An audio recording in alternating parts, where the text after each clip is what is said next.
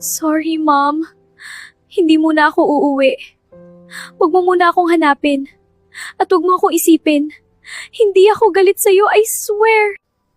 Anak, naiintindihan kita. Pero wag mong pababayaan ang sarili mo. Mahal na mahal ka ni Mami. Aba, Jillian. Baka yung kaibigan mo.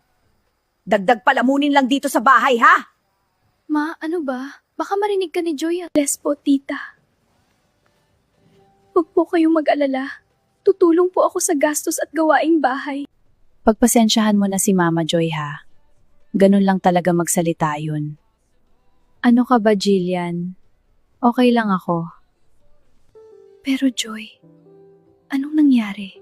Bakit ka umalis sa inyo? Mahabang kwento. Nasaktan lang talaga ako. Baka may alam kang part-time job na pwede kong pasukan. Ayokong maging pabigat dito sa inyo. Nakakahiya sa mama mo. Doon sa pinapasukan ko, pwede ka doon magtrabaho. Tulungan kita makapasok.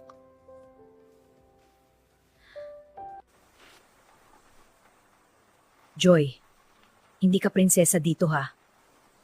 Wala nang libre ngayon. Kailangan mong tumulong sa bahay at gastos dito.